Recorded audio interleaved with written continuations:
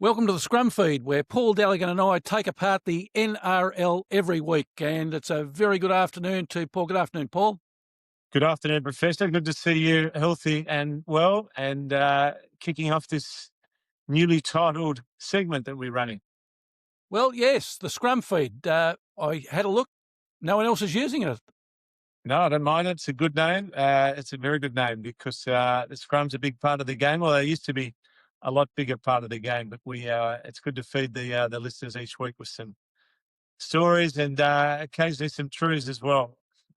Exactly. So now, a lot of people say there's nothing to be gained by looking in the rearview mirror, but we can't start this show without congratulating you on your pick from last season that the Broncos would win it all. Well, I don't know if it's Confucius that said a man's actions speak loudest when spoken of by others. So it's nice of you to raise that, Professor. I don't like to toot my own trumpet, but there was a period midway through last season when I looked like an absolute goose tipping the Broncos because they were gone for all money, and then it was quite a resurgence. But it is easy in hindsight to say what a pick, but they got there. So even a broken clock can get it right twice a day, Professor, as I often say.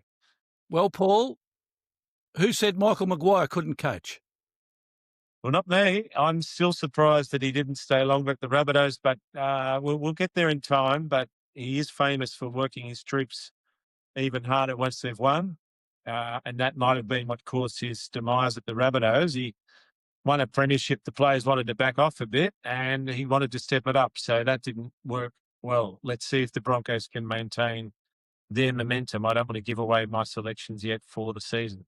All right, well, before we start, we must ask the viewers to like the video and also subscribe because there's plenty of great content we've got going out via the Scrum Feed, Sports Fan Radio, and also the Winning Forecast. Yeah, it's great to be on board this new platform. So looking forward to it each week, Professor. It's going to be a good year.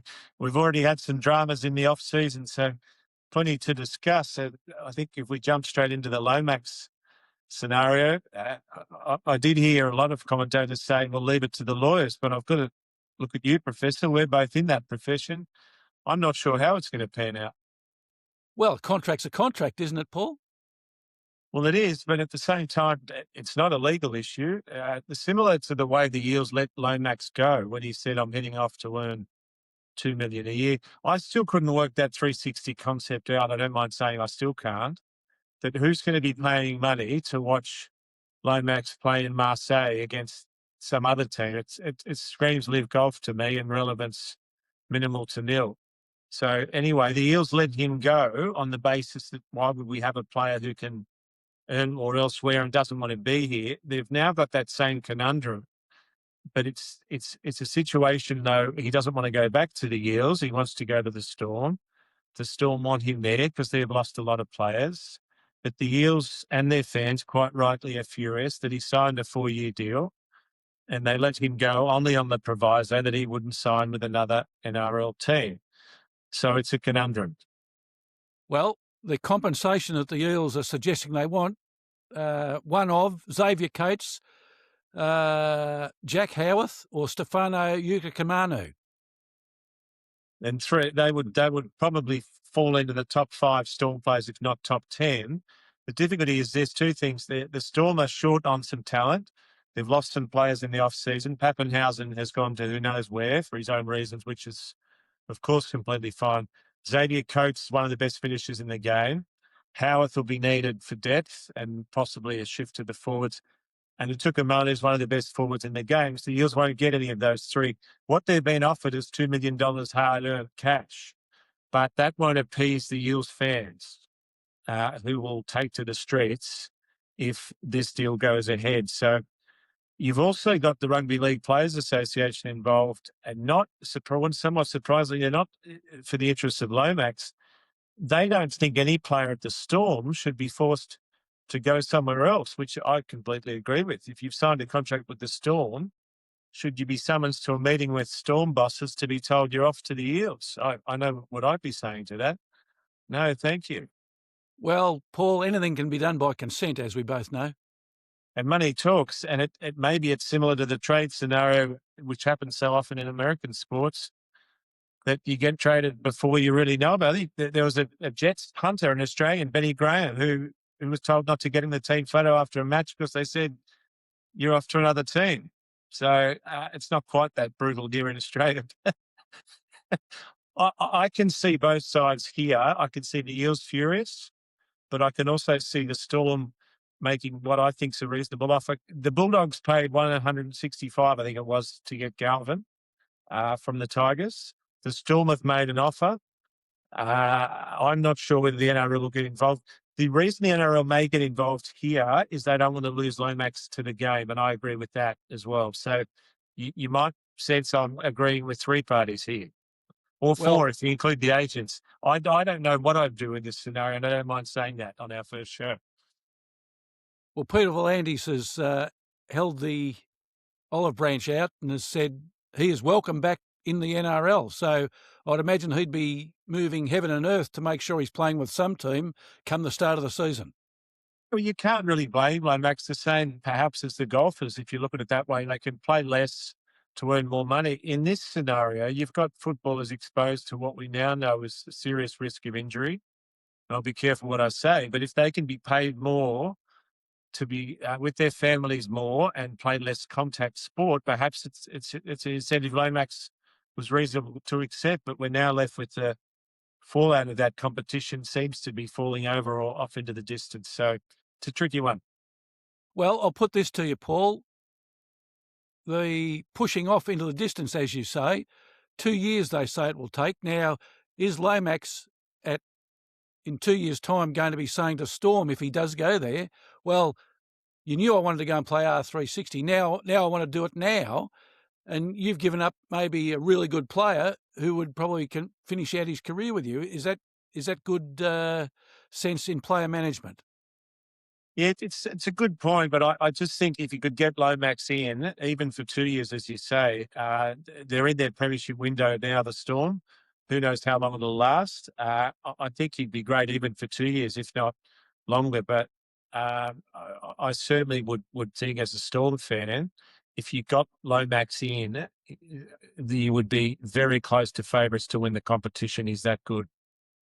All right, Paul. Sharks forward Jesse Colquhoun, staying in the Shire until the end of 2030. The Knights and the Perth Bears were circling, showing some very great interest in that player. I had a look at his playing career, Paul. That's a big career for a bloke who hasn't played much rugby league. Well, it is, but I wouldn't mind just checking the tape there, Professor. I've got some Scottish mates. I'd like you to have another crack at that surname, because the only reason I can say this, I have a friend with that surname, and it's just Colquhoun, I think. It's a lot of letters for 2 syllables, but let's hope they're not annoyed in Glasgow or even for listening in. He's a good player. He will be the spine of that forward pack at the Sharks, along with Blake Brayley. So you do need to look to the future, and he's it for the Sharks. So I like the signing, and it shows a lot of loyalty. There were a lot of clubs circling, all puns excused, with the Sharks involved, and the recent shark attacks. I don't know if it's too soon, but he's a very good get. He'll play Origin, I think, down the track. Well, so we can say that on that part of the segment, the professor had trouble with his pronunciation. That's right. So it's a tough one, that surname. I tell you, not as tough as some of the others though in the game. All right, Paul. The pre-season challenge is only 2 weeks away. Kicks off on Saturday, the 7th of February at Coggera with a doubleheader. It does, and looking forward to seeing the games and getting footy back on our screens. They don't take it too seriously, but it is a chance for the players to get the cobwebs out and test some new combinations. We get some idea about who's doing what, and there's some new faces that we may see. Be very unusual seeing Chewy Evans in anything but maroon. That will be a one to watch for sure. The 2 games to start: Bulldogs against Cowboys, my Bulldogs playing, and the Dragons versus the Knights in the nightcap. It is, and they'll be good matches, and for nothing else but to see rugby league back. Some changes with all the teams, and I'm looking forward to it. Particularly seeing your Dogs, how they go. They're very interesting to watch the Dogs. Probably one of the most interesting teams heading into this season. the Broncos are the defending champs in the pre-season as well, Paul. Yes, they are. And the way that Maguire works his team, as we discussed, I think they'll be ready to go. I wouldn't be betting against them doing it again in the pre-season. And your Rabbitohs, their first game is against the Dragons at Wynn Stadium on the 14th of Feb, the Valentine's Day Massacre. Who's going to win, Paul? And hopefully the Rabbitohs. I think we're due a good year this year, but I don't want to get into the predictions yet. I've still got to do some more form and research and look into the squads and see who's at what. But I think if the Rabbitohs are going to do something, it's got to be soon because we'd have one of the oldest team lists in the comp, so they've got to get started. And everything, as always, revolves around Latrell Mitchell. NRLW starting in July, the first week of July. 12 teams again, 11 rounds. It's a fair competition, Paul. Each team plays each other once. I quite like that. The same teams as 2025. And the Broncos also the defending champs in that one. They're winning everything. The city of Brisbane. I get there a fair bit for work, and there's a real buzz about the place. The women's comp was fantastic. I don't want to draw reference to or comparison to the AFL, but it is fantastic how well they're doing this competition. As you say, it's a great setup. There's a lot of interest in it, and it's a very fair competition, and it really is a great showcase for the women's game. And the NRLW, not immune from alleged bad behaviour either, Paul. The headlines for all the wrong reasons. Former New South Wales Blue halfback and captain and Gillaroos player, 31-year-old Maddie Studden, charged with stalking offences. It is. It's tough to see, and it is a shame given how well the game is going. And I always hate it, men or women, to see those sort of stories grab the headlines when there's so many better things happening in the game. So it's very unfortunate, and I hope it's all sorted out. And before we finish, Paul, we should remind the viewers that this year there will be the Big D guarantee will be back. Well, that's got a few right. I wouldn't mind checking the stats last year, but I think we'd get close to 3/4. I think on them it's maybe 4 out of 5 even. So I don't know whether I'll be more reticent in throwing it around this year or throwing them around with Go Ben, and we'll see. I hope we've got a better bell for the Big D guarantee when it's announced this year. That's it.